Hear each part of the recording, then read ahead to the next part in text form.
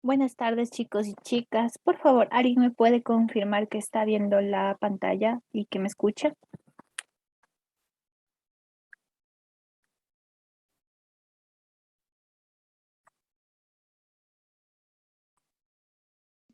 Hola, Licen, buenas tardes, sí. Gracias, Damaris. Bueno, chicos, el día de hoy vamos a hablar sobre varios temas. Entre esos está a ver antimicrobianos, antiparasitarios y antivirales, ¿ya? Son temas bastante extensos, así que vamos a empezar.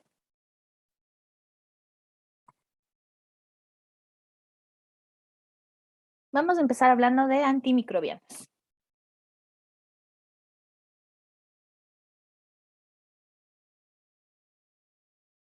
¿Qué es un agente antimicrobiano?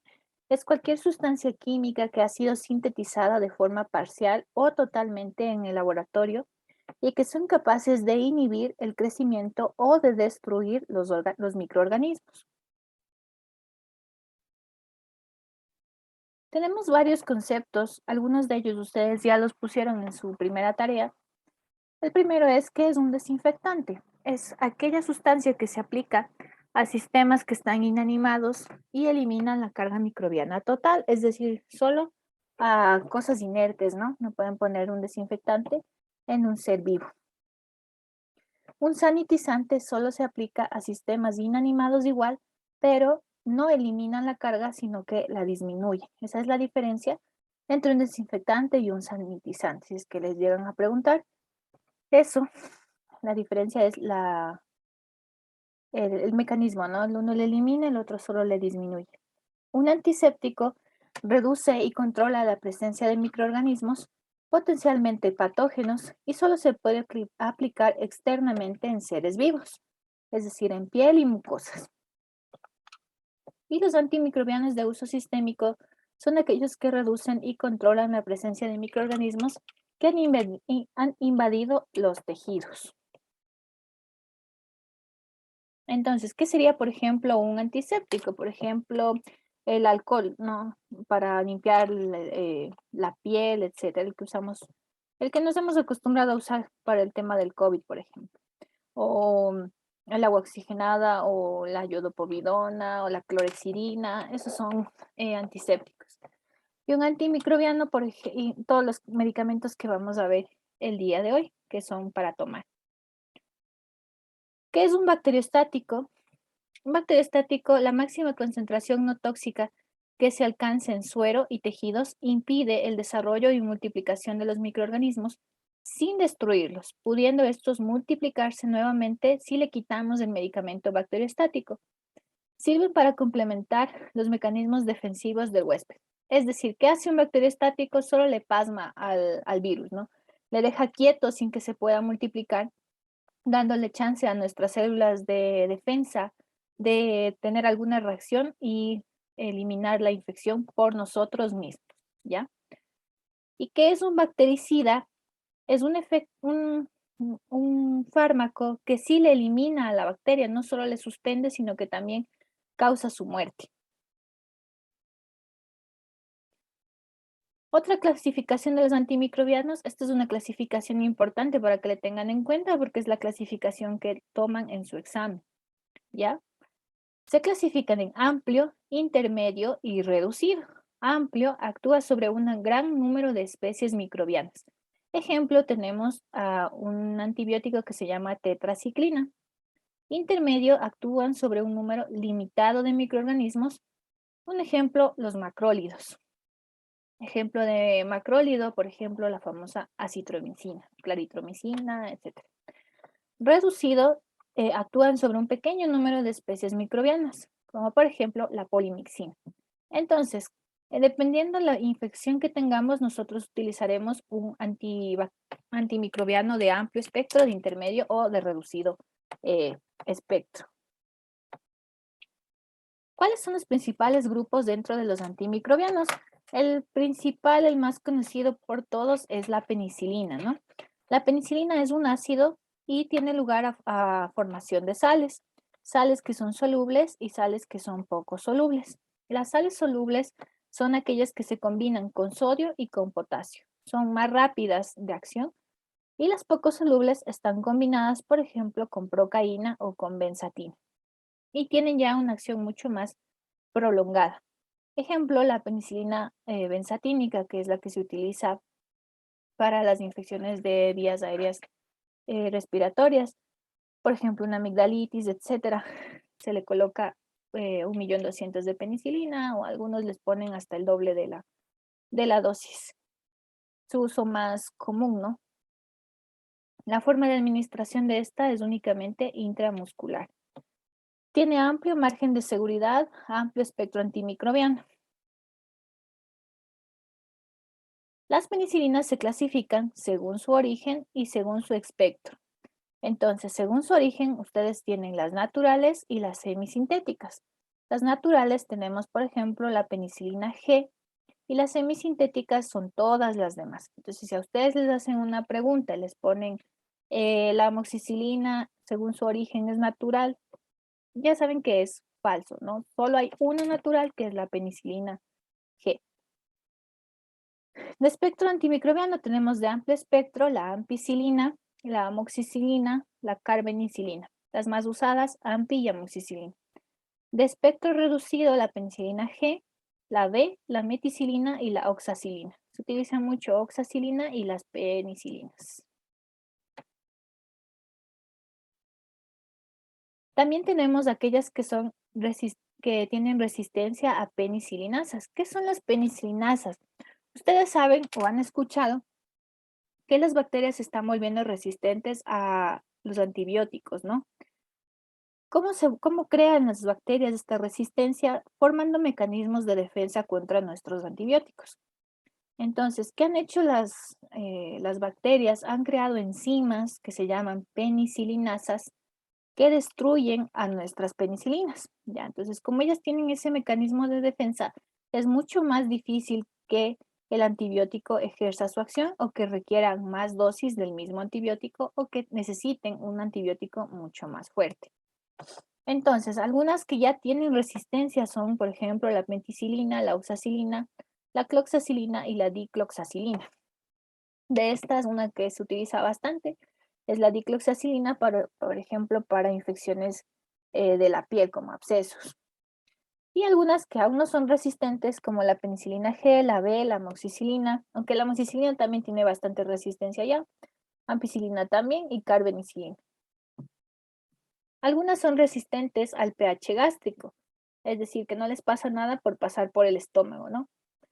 Resistentes a amoxicilina, ampicilina, oxacilina, penicilina B y vacampicilina.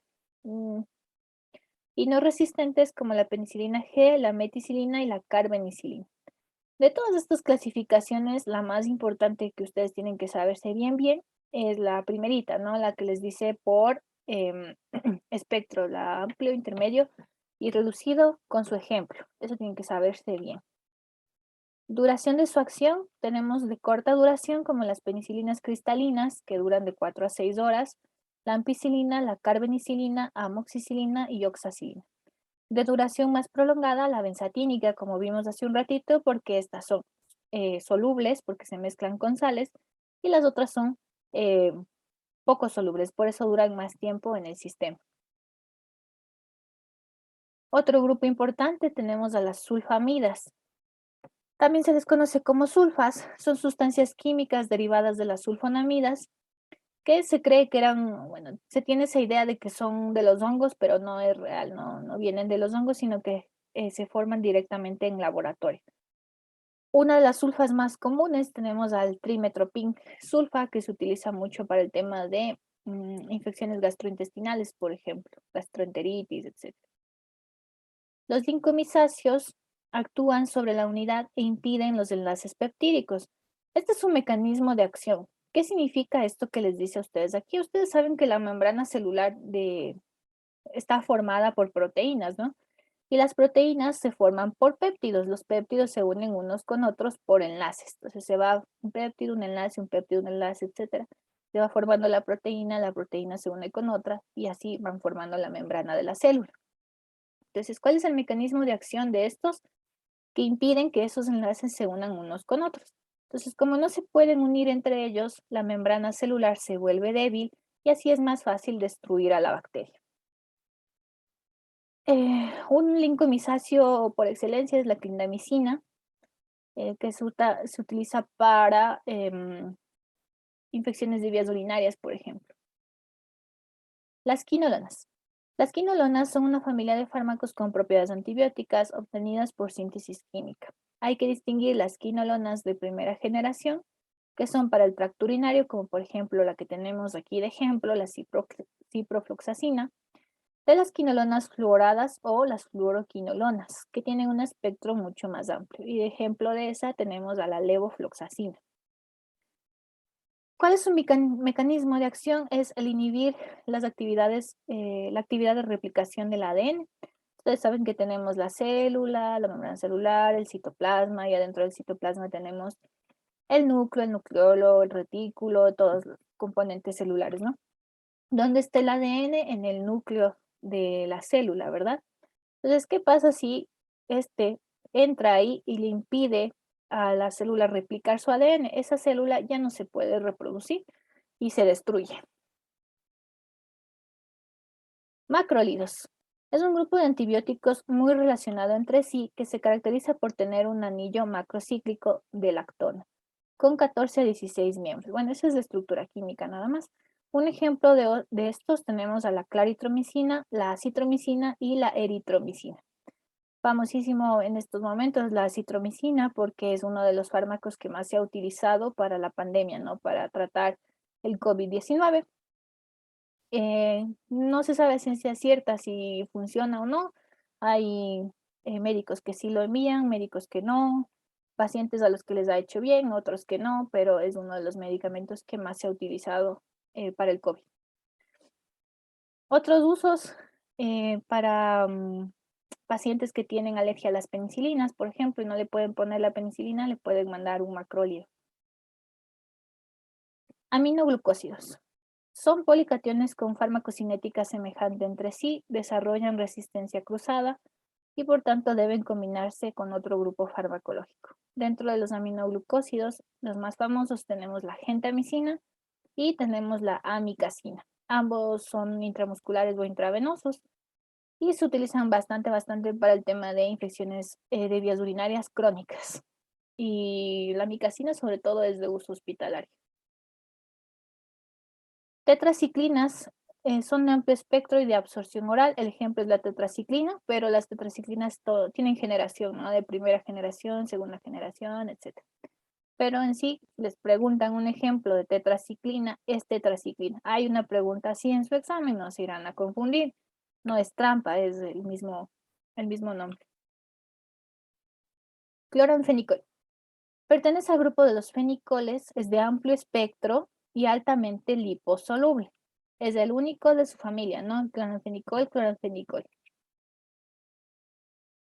Ahora, ustedes tienen dentro de sus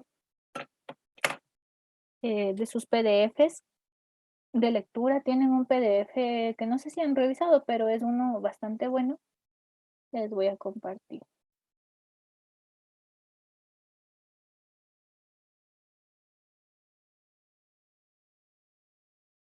Ya. Es este PDF que ustedes tienen ahí subido en su, en su módulo que es de antimicrobianos. Ahora, este PDF tiene aproximadamente 100 hojas, que es bastante complicado que ustedes se lo aprendan porque es materia bastante fuerte de aprender y no tienen el tiempo y, ni tampoco hay el tiempo suficiente para darle las bases para que ustedes entiendan este PDF. Entonces, al principio es todo facilito, ¿no? Pero después les empiezan a mostrar unas fichas mnemotécnicas, estas. Estas fichas mnemotécnicas son buenísimas para un resumen en sí de cada medicamento, ¿no? Pero no se las van a aprender toditas porque, por ejemplo, aquí les van a hablar, aquí les hablan de antimicrobianos, les hablan de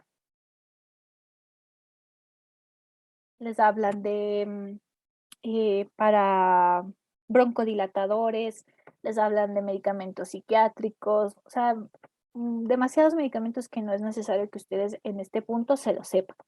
Ahora, ¿qué es importante para ustedes aprender? Por ejemplo, los más utilizados. Entonces, tienen las penicilinas que las acabamos de ver. Aquí ya les explican lo mismo, ¿no? Que son poco solubles, solubles, etcétera. Sus clasificaciones. Ven, aquí tienen el resumen de todo lo que hace una penicilina. Y su contraparte, y que no está puesto en su presentación, son las cefalosporinas. En medicina se utiliza mucho un término que se llama de primera elección o de segunda elección. O sea, ¿cuál es el medicamento de primera elección para tal cosa y cuál es el medicamento de segunda elección si es que el primero no me funcionó? ¿Ya? Entonces, cuando una penicilina no le sirve, uno se pasa a las cefalosporinas. Entonces, cuando un pacientito o si alguno de ustedes es alérgico a la penicilina, nadie se va a atrever a darles nada de este grupo porque es peligroso. Entonces, ¿qué hacen? Les pasan y les dan una cefalosporina. Ejemplo de cefalosporinas, las más conocidas tienen la cefalexina, la cefuroxima, la ceftriaxona, que está por acá. El cefepime también se utiliza bastante. Los mecanismos de acción eh, son parecidos la una con la otra. Aquí también les hablan, por ejemplo, miren, en qué bacterias les sirve más, por ejemplo, en estreptococos, meningococos, etcétera. También les ponen los mecanismos de acción, por ejemplo, que inhiben la síntesis de la pared bacteriana, ejerciendo una acción bactericida. Lo que les acababa de decir, de que se unen un péptido con otro y forman la proteína y la membrana celular. También les hablan de las contraindicaciones. Si alguna vez a ustedes les preguntan las contraindicaciones, pongan la más fácil, ¿no? Que es la reacción alérgica o la hipersensibilidad, como les saben poner. Todo medicamento tiene el riesgo de generar una reacción alérgica. Entonces siempre les van a poner, miren, las penicilinas se deben considerar contraindicadas en casos de hipersensibilidad alérgica a una penicilina. Y eso lo van a encontrar en todos los medicamentos. Efectos indeseables. Primerito, miren, la hipersensibilidad. Trastornos gastrointestinales. Todos los antibióticos tienen este problema de tener los trastornos gastrointestinales.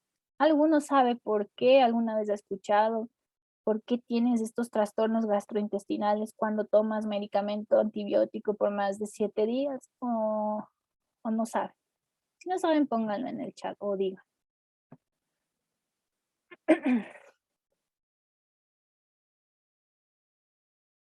Ya, ya yo sé. Entonces, ustedes tienen en su intestino, en todo el tracto gastrointestinal, bacterias que son saprófitas, es decir, que son propios de nuestro intestino, que deben estar ahí. Es natural que ellas vivan ahí, que les ayudan a ustedes a la digestión, etcétera, ¿no? La motilidad intestinal y demás. Entonces, cuando ustedes toman antibióticos o les administran antibióticos, ellos van y no van directamente a una bacteria, ¿no? No son tan específicos como para decir, ah, esta sí es y esta no es. Y a la que sí es le dejo tranquila y a la otra sí le, cumplo mi mecanismo de acción. No, ellos van y a todas las bacterias que estén ahí por igual. Entonces, cuando uno toma demasiado tiempo los antibióticos, terminan destruyendo la flora intestinal normal.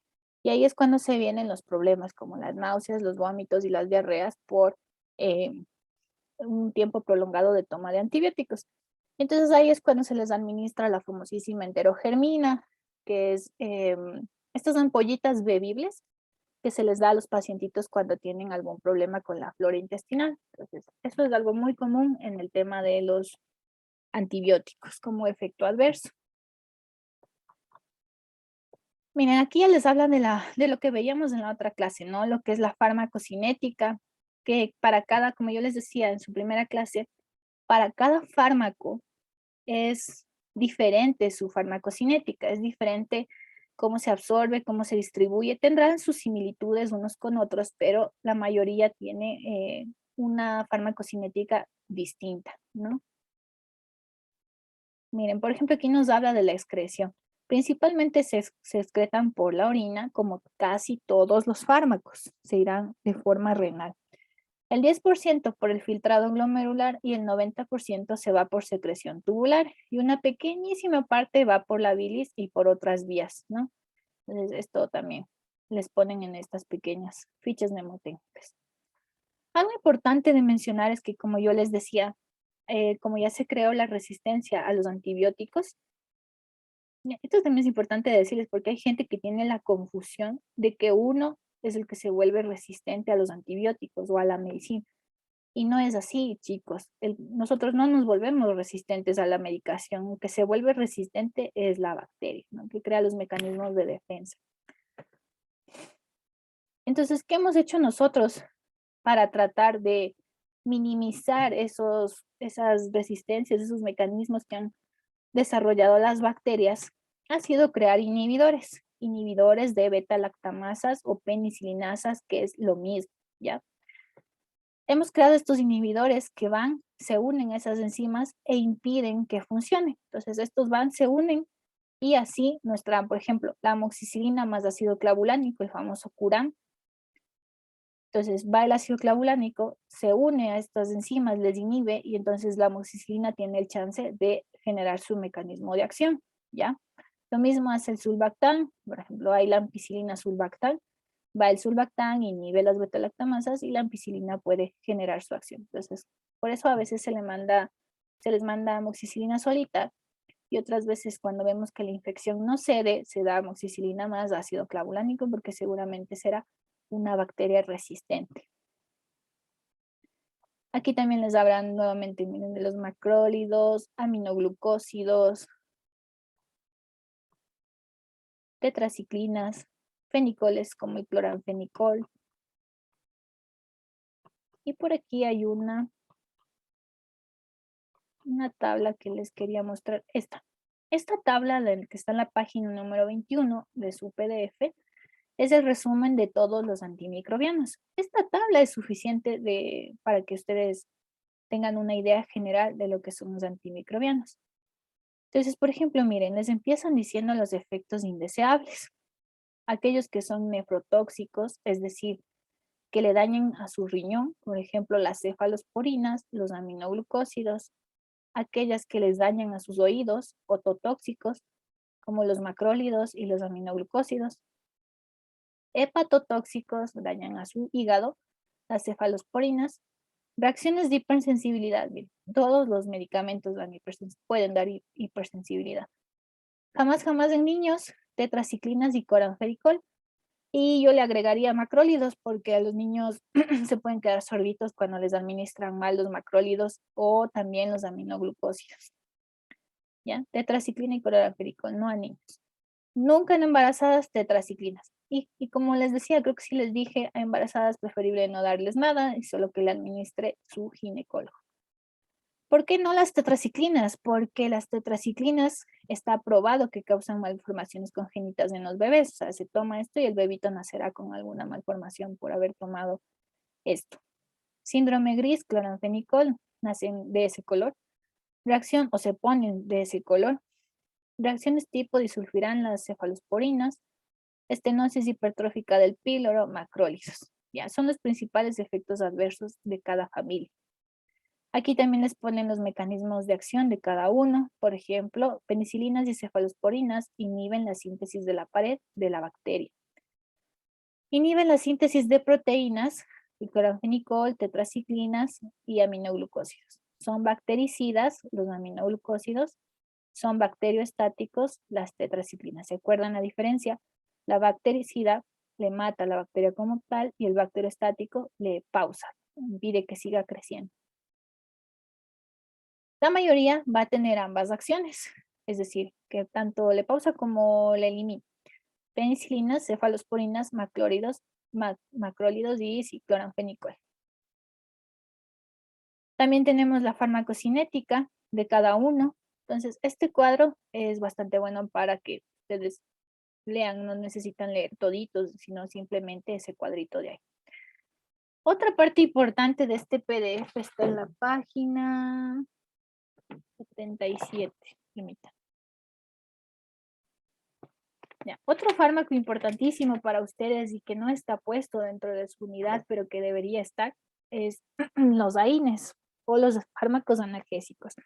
Porque ¿cuál es la consulta principal que uno tiene en consulta? Es el fármaco, es el dolor. O sea, los pacientes pueden tener de todo, mientras no les duela, no van a hacerse ver.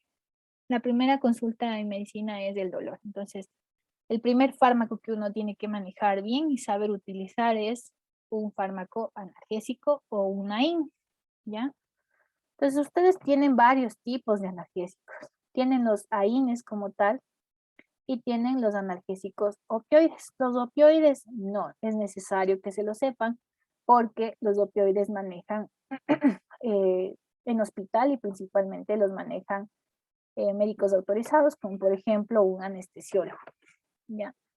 Entonces, los AINES, tenemos primero la aspirina como el principal ejemplo, pero de ahí también tenemos el ibuprofeno y el paracetamol, aunque no es un AIN como tal, se lo clasifica, se le pone dentro de este grupo.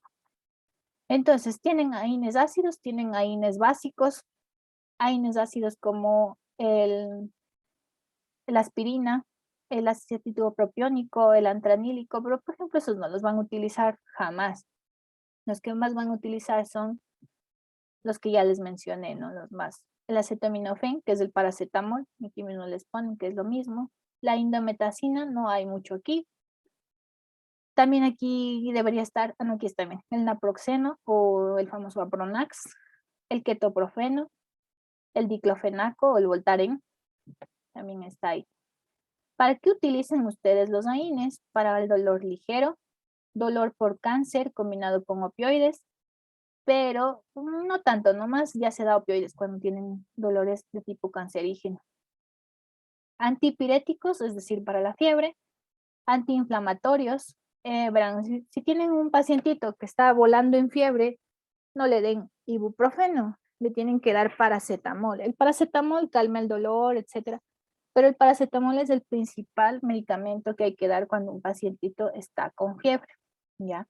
Pero si les viene un pacientito golpeado, hinchado la mano, o donde sea que se haya golpeado, no le den paracetamol, sino que denle ibuprofeno, porque el ibuprofeno es mucho mejor antiinflamatorio que el paracetamol. Antiagregante plaquetario le tienen a la aspirina. Entonces, esta también es una pregunta de su examen. Verán que ya les estoy dando algunos tips, pondrán atención. Antiplaquetario, les preguntan cuál es analgésico, antipirético, antiplaquetario. El único antiplaquetario es la aspirina. Entonces, esa es la respuesta. Acciones farmacológicas ya están, no son las mismas que el uso terapéutico.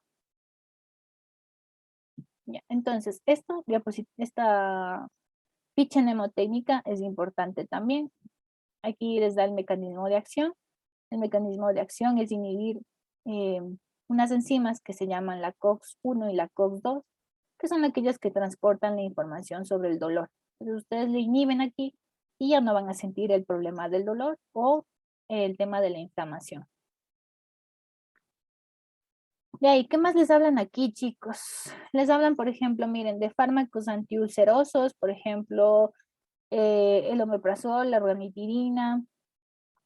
También les hablan de, permítanme poner desde acá, fármacos para la úlcera peptídica. Entonces, esto no lo tienen que saber. Fármacos antianémicos, por ejemplo, el hierro, la vitamina B2, etcétera, dependiendo de la anemia.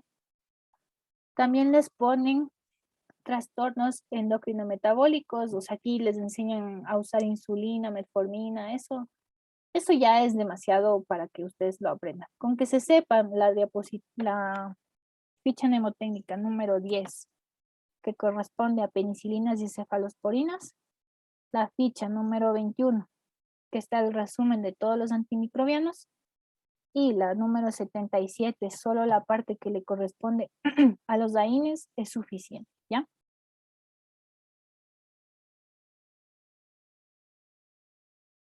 Ahora, dentro de su pensum también les colocan a los antiparasitarios. Pues vamos a verles a los antiparasitarios.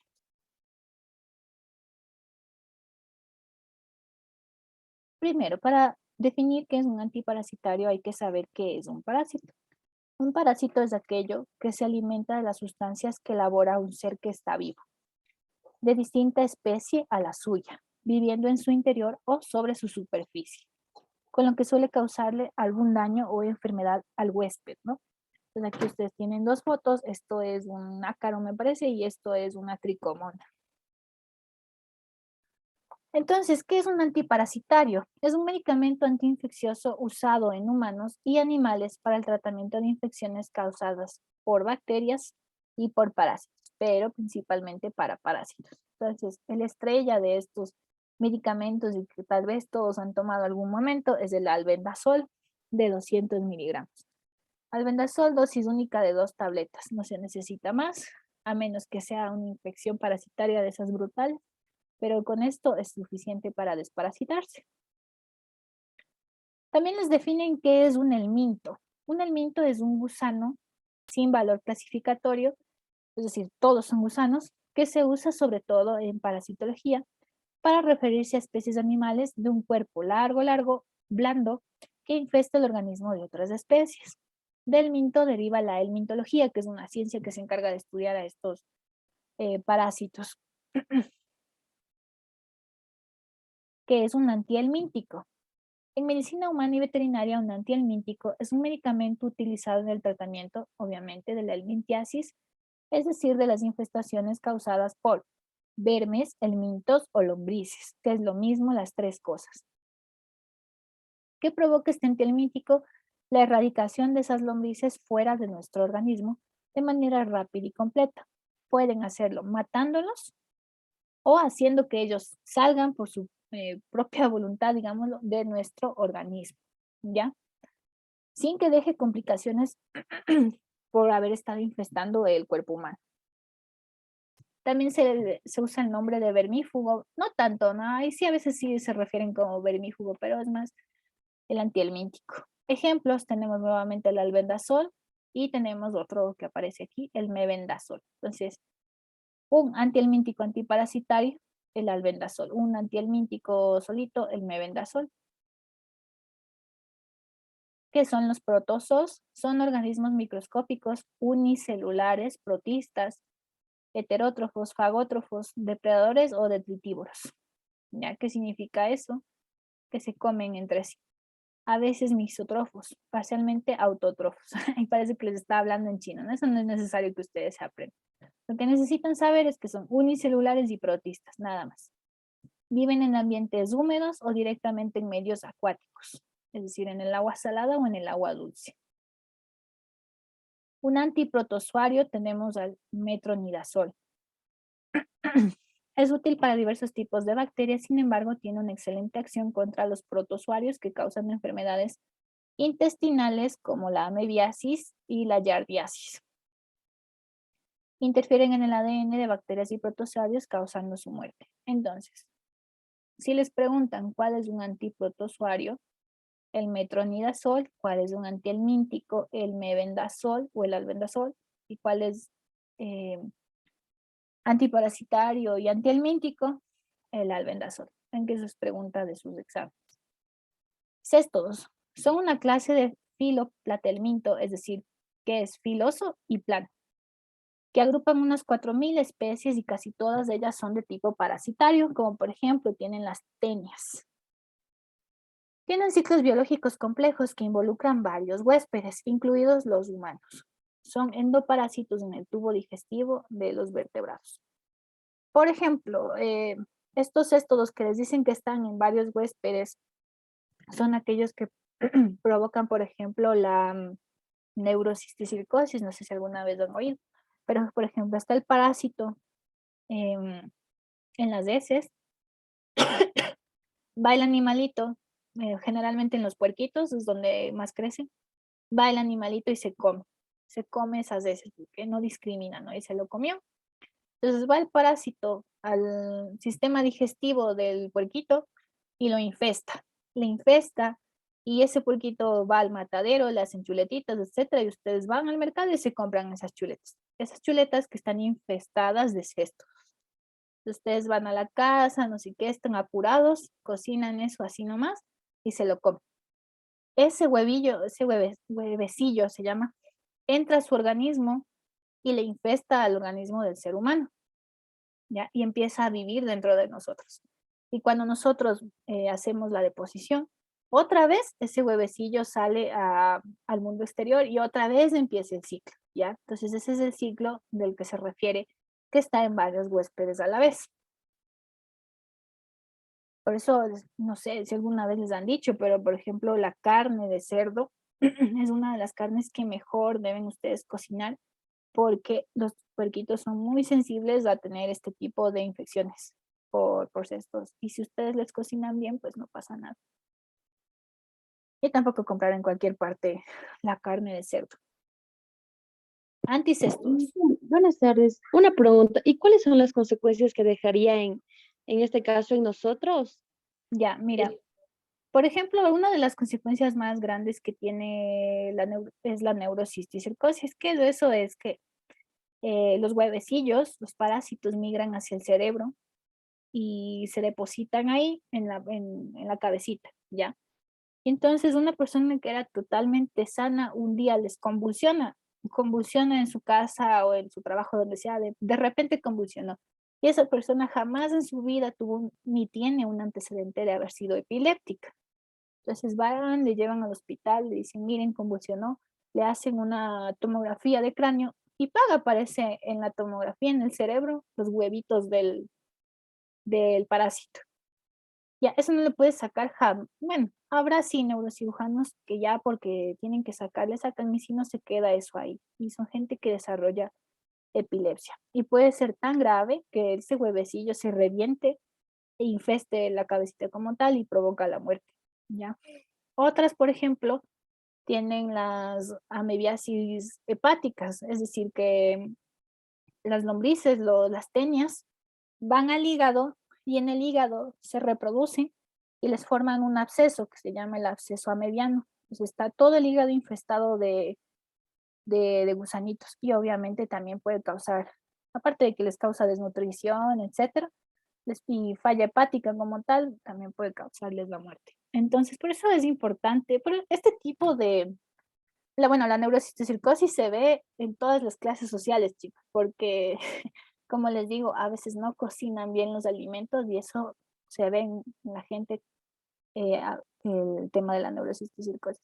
Pero las otras amebiasis ya se ve en la pobreza extrema.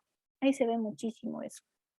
Y lo recomendable es que ustedes se desparasiten, desparasitarse al menos 2 veces al año con albendazol y listo. Y no solo ustedes, sino que las parasitosis deben, deben tratarse familiarmente, ¿ya? Todos los miembros de una familia comparten la misma parasitosis, eso está comprobado, porque compartimos el servicio higiénico, la comida, los mismos hábitos alimenticios, etcétera. Entonces, generalmente cuando uno está con parasitosis, todos los miembros de la familia tienen que desparasitarse, porque es lo más seguro que todos están con lo mismo, ¿ya? Ectoparásitos. Los ectoparásitos son patógenos que generalmente infectan solo las capas superficiales. Estos no están dentro de nosotros, sino por fuera. Ectoparásitos, piojos, pulgas, garrapatas. ¿Ya? ¿Cómo tratan a estos? Estos los van a tratar con shampoos medicados, ¿no? Tratamiento de las infecciones causadas por ectoparásitos. El tratamiento consiste exclusivamente en la extirpación de estas garrapatas, tungas, pulgas, chinches. Y el tratamiento farmacológico es para la periculosis, que es por los piojos, y la escabiosis, que es por las pulgas, ¿no? Eso ya también no se ve mucho.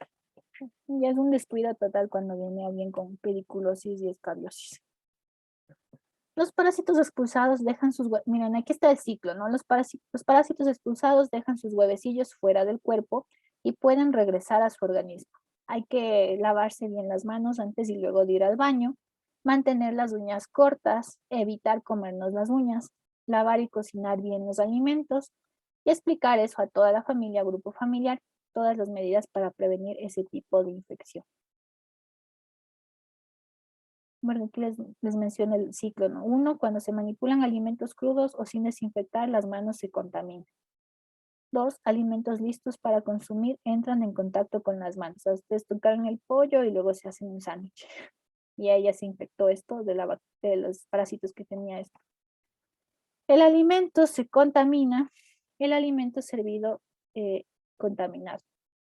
Uno de los productos con más parásitos que hay es la lechuga.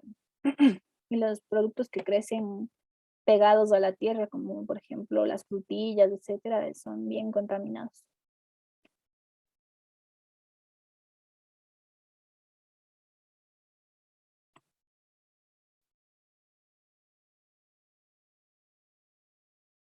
A ver, por último, están los antivirales también dentro de su malla curricular. Entonces, igual que lo anterior, ¿no? ¿Qué es un virus? Es un agente infeccioso microscópico que no es tan complejo como una célula y que necesita una célula para poder vivir. Sin el virus es como si estuviera inerte, ¿no? El virus está por ahí, pero así tal cual, no se replica, no está vivo. Entonces, cuando entra a nuestro organismo e infecta nuestras células, ahí recién empieza como su ciclo vital. Entonces necesita sí o sí células vivas para él también reproducirse. Entonces, los antivirales son medicamentos que actúan combatiendo el virus, que no curan la enfermedad, pero consiguen que la sintomatología sea más leve, disminuyendo la posibilidad de complicarse. Hay antivirales específicos para cada tipo de virus.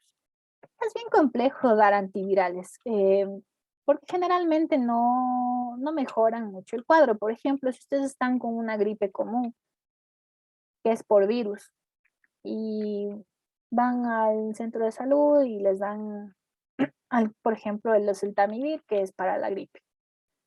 Ustedes de lo que tenían una gripe de 4 días, que es el tiempo general que una gripe común, el oseltamivir solo les baja 3 días. Entonces, solo es un día menos de síntomas. Por eso no se les manda mucho, porque encima de eso son costosos. Entonces, solo se trata los síntomas y ya. En el caso de la gripe, porque hay muchos otros virus que sí se da medicación. Pues aquí les dicen cómo está formado un virus. Entonces, básicamente un virus puede ser monocatenario o bicatenario. ¿Qué significa eso? Tener una cadena de ADN o 2 cadenas de ADN o de ARN. Pueden ser de los dos, de ADN o de ARN. La diferencia entre el uno y el otro es que el ADN se reproduce en el núcleo de la célula y el ARN se produce en el citoplasma celular, pero nada más. Todos los virus tienen una cubierta proteica o una cápside, se llama, que protege ese material genético que tiene el virus. Algunos virus tendrán esta cápside y aparte de que tienen la cápside, tienen una cubierta, una membrana parecida a la membrana celular, es decir, una bicapa lipídica. ¿Cuál es el ciclo biológico de los virus? Entran en contacto con el organismo vivo, se fijan y penetran en la célula que los va a hospedar. Se unen a un receptor que está en la membrana de nuestras células, en la membrana del huésped, y luego se ingresan al interior de la célula, ya por un mecanismo que se llama fagocitosis. Es como si se comiera nuestra propia célula al virus.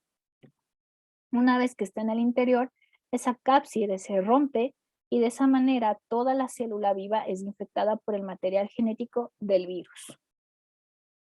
Una vez que se interiorizó el material genético del virus en la célula, empieza ya su transformación y su multiplicación. Entonces, sí me entendieron, ¿no? Tienen su célula normalita, entra el virus, busca ese receptor que tiene la membrana de nuestra célula, se fija, se mete adentro de la célula, se rompe su cápside y nos infecta. Y ahí así ya empieza a multiplicarse y por eso es que se multiplica rapidísimo un virus. Tenemos varios tipos de virus. Uno de los más conocidos del VIH o virus de la inmunodeficiencia humana. Tenemos el virus de la hepatitis C, el B, el de la gripe, virus de las herpes y el papilomavirus. El virus de la inmunodeficiencia humana, esto se lo tienen que leer más o menos porque esto sí, también hay preguntas. Por ejemplo, les dicen, ¿cuál es un retrovirus que afecta a los TCD4? Ustedes leen retrovirus y TCD4 y no duden en poner que es VIH, ¿ya? Porque no hay ningún otro virus con esta característica. Bien. Hay subtipos de VIH. Tenemos el VIH tipo 1, VIH tipo 2, que son capaces de provocar el síndrome de la inmunodeficiencia humana adquirida. Tenemos el virus de la hepatitis C, que es un virus de ARN. Este virus de la hepatitis C, esto sí no es necesario que se aprendan todito esto. El virus de la hepatitis C es un virus que se transmite por el uso de agujas, ¿no? Por ejemplo, en personas drogadictas, etc. También es de transmisión sexual. El virus de la hepatitis B es un virus ARN intermediario. Este es igual que el anterior, pero ¿cuál es más grave? El virus de la hepatitis C. Causa insuficiencia hepática. El de la hepatitis B también, pero no es tan grave. Igual, de estos dos, no es necesario que se sepan todito esto, solo que sepan que están ahí. Pero el del VIH sí es importante lo que les mencioné. El virus de la gripe son de 3 tipos, el A, el B y el C. Las vacunas de la gripe son para cada tipo. Hay vacunas que son para el tipo A, vacunas para el tipo B, vacunas para el tipo C. Depende cuál les toque para cuando les vacune o cuál compró el ministerio. Los tipos A y B son los que causan la enfermedad humana epidémica, es cuando están ustedes con gripe y nos pasamos entre toditos. Están constituidos por 8 fragmentos de ARN. El virus de la gripe A se clasifica en función de 2 proteínas. Esto también no es necesario que se lo sepan. ¿Qué les van a preguntar? ¿Cuántos tipos de virus de la gripe tienen y cuáles son? Entonces les pueden poner ABC, 1, 2, 3, etc. Entonces ya saben, el virus A, B y C, y solo los 2 primeros son epidémicos, ¿ya? Virus herpéticos. Son los virus que causan la varicela, ¿ya? En los niñitos. Entonces aquí tienen el herpes virus simple, la varicela zoster, el Epstein-Barr, el citomegalovirus, que son los principales virus herpéticos. ¿Por qué se llaman herpéticos? Porque les causan ese rash, ¿no? Ustedes han visto la varicela, como les hace ese salpullido a los niños. O también tienen el que le da en los labios, cuando les salen los fuegos, como saben decir, que se les inflama la boquita y ¡pal! Se revienta. Eso es un virus herpético. Tratamiento para ese virus, el aciclovir.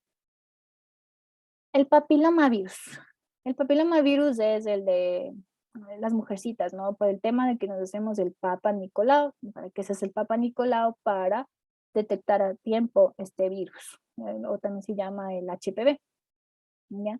Entonces hay un montonazo de cepas de papilomavirus, dependiendo de la zona geográfica. Es diferente los que hay en Estados Unidos, que en Europa, que en Ecuador, son distintos, ¿ya? Pero los más comunes, y aquí sí les ponen, son el 16 y el número 18, que son los responsables del 70% de los casos de cáncer de cervix. Entonces, por eso es importante, tras el inicio de la vida sexual en las mujeres, hacerse un Papa Nicolau. No, algunos dicen que es a partir de los 21, pero no, es a partir del inicio de las relaciones sexuales que hay que hacerse el Papa Nicolau una vez al año o una vez cada 2 años. ¿Por qué? Porque haciéndose el Papa Nicolau, ustedes pueden detectar en etapas tempranas el cáncer cervical y es tratable, no es curable. Fármacos antivirales. La clasificación de los antivirales está basada según su mecanismo de acción y lo clasifican en 3 clases. Tenemos antivirales que impiden la penetración viral. Esto también les preguntan, les van a poner qué antivirales impiden la penetración viral y les van a poner ahí los ejemplos. Y aquí ya tienen la respuesta, el más común, que es el oseltamivir, que fue uno de los fármacos que más se utilizó cuando tuvimos el brote del H1N1, la gripe aviar, me parece que era. Sí, ahí se produjo un montón de oseltamivir, porque decían que este era el tratamiento, pero la verdad es que nunca hubo estudios que confirmaran si era o no. Entonces, no es necesario todito esto que les dice aquí, que ustedes ni yo mismo cacho bien todo esto. Entonces, ¿qué tienen que saber? Que el oseltamivir es un antiviral que impide la penetración viral. Nada más. Antivirales que impiden la replicación genética viral, ¿ya? Entonces, el uno impide que entre el virus a la célula, el otro impide que se replique. Ejemplo, el aciclovir. Igual, no se confundirán cuando les pregunten esto, porque esto sí les preguntan. El uno, la replicación, el otro que entre a la célula. Tenemos antivirales que impiden el ensamblaje de partículas virales. Esto ya es súper avanzado, chicos. Esto es para el VIH y la hepatitis C. Entonces, estos medicamentos, como para conocimiento suyo, es para manejo de médicos internistas o médicos especialistas en el tratamiento del VIH-Sida. Entonces, esto no se maneja así nomás, esto ya lo manejan médicos así, con recetas especiales y demás para pacientes que tienen estos trastornos. Que es suficiente que ustedes sepan que el lopinavir, el ritonavir, que les ponen aquí, sirven para esto, para que no se ensamblen las partículas virales. Resistencia de los virus. Ya, ustedes han escuchado, sobre todo con el tema del COVID-19, el tema de las mutaciones, ¿no? Los virus tienen esa capacidad de mutar todo el tiempo. Todo el tiempo están generando nuevas cepas, nuevas mutaciones, etcétera. Y por eso es que es tan difícil el tratamiento contra un virus. Por eso es que se demoraron tanto con el tema, por ejemplo, de las vacunas para el COVID-19, porque ni bien estaban ya tratando de sacar una vacuna, el COVID ya mutó unas cuantas veces, entonces ya no servía. Y así se fue acoplando hasta que ahora ya tenemos las vacunas y se ha visto que ha funcionado y todo. Entonces, por eso es un problema el tratamiento y la vacunación contra los virus, por su alta capacidad de mutar. Antirretroviral, los fármacos antirretrovirales o antirretrovíricos son medicamentos antivirales específicos. Estos también para el tratamiento del VIH, que es el causante del SIDA. Diferentes antirretrovirales se utilizan en varias etapas del ciclo vital del VIH. La ribavarina, la rimantadina, la trifluridina. Como les digo, estos medicamentos son ya de uso de especialistas. Efectos secundarios de los antirretrovirales. Tienen muchísimos efectos las personas que toman estos antirretrovirales, porque son muy fuertes, ¿no? Entonces tienen, por ejemplo, lo primerito, miren, siempre les ponen las alergias, hipersensibilidad, les da fiebre, náuseas, vómitos, hemorragias, pérdidas de peso, enfermedad cardíaca, se eleva el azúcar en la sangre y pueden tener incluso hasta diabetes por lo mucho que se eleva el azúcar. Esos son efectos de los antirretrovirales. Aquí también tienen un pequeño apartado del COVID-19, pero es ya bastante antiguo, es del 2019 y ahorita estamos ya en 2022, entonces ya han cambiado algunas cosas de lo que les pone aquí. Entonces, esto es tema común, todos lo sabemos, que el SARS-CoV-2 apareció por primera vez allá en diciembre de 2019 en Wuhan, en China, ¿no? Hay varias mutaciones, y en este punto había varias, imagínense, ahora hay muchísimas más. Los virus cambian constantemente con la mutación. Cuando un virus tiene una o más mutaciones nuevas, se conoce como una variante del virus original. ¿Cómo se llama? El SARS-CoV-2. ¿Qué causa la enfermedad por coronavirus? Aparecido en el año 2019. Y miren, aquí les pone, está causando preocupación mundial. Aquí todavía, cuando hicieron estas diapos para ustedes, ni siquiera era todavía pandemia. ¿Qué cuidados les decían que tengan? Los cuidados que todos ya tenemos normalizados en nuestra vida diaria, ¿no? Porque ya vamos más de 2 años de pandemia, entonces ya sabemos todos los cuidados. Mira, por ejemplo, aquí les dicen, si has estado en contacto con alguien que tenga el COVID-19, ¿qué debes hacer? Llama por teléfono a tu proveedor de servicios sanitarios o a una línea de atención. Eso ya no se hace. Eso se hacía al principio, ¿no? Cuando recién empezamos. Ahora ustedes están con síntomas y tranquilamente pueden quedarse en su casa con su mascarilla, aisladitos y con medicación para los síntomas si es que es leve o moderado. Si es que es severo, al hospital. Pero ya no se hace cercos, ya no es como al principio, se está tratando de manejar como una gripe ya normal, porque ya no está causando los estragos que causó al principio. ¿Ya? Aquí les ponen, en caso de que no sea posible hacerte la prueba, quédate en casa y aíslate 14 días. Esto ya no se hace. 14 días antes era el tiempo que uno les mandaba el aislamiento. Ahora ya no, ahora se manda 5, pueden mandarle 5, 7 y 10 días, dependiendo de la gravedad de los síntomas, pero ya 14 casi nadie se queda ya aislado.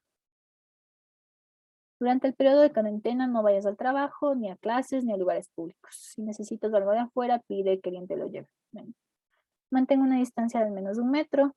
Usa la mascarilla para no contagiar a los demás. Lávate las manos con frecuencia. Quédate en una habitación aislada. Mantén la estancia bien ventilada. Si compartes el dormitorio con otras personas, debe haber una separación de 1 metro. Controla tus síntomas durante 14 días. Tratamientos. El tratamiento del COVID es sintomático. Es decir, si tiene dolor de cabeza, fiebre, congestión, solo le tratas los síntomas y que vaya pasando la infección.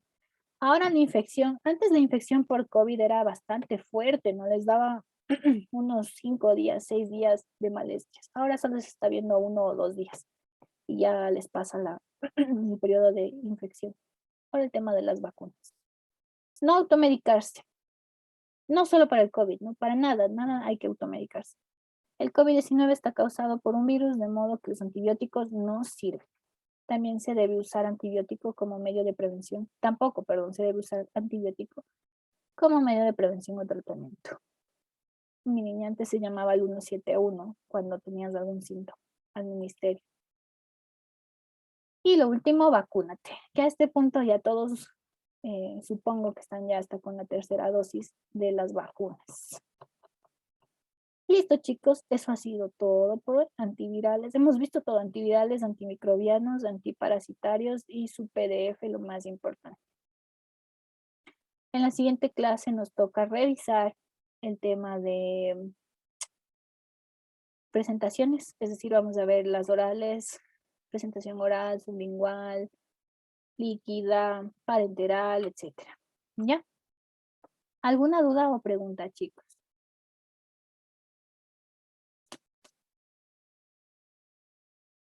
Ninguna. Todo les queda clarísimo. Verán que es un tema largo, así que pónganse a leer de una vez.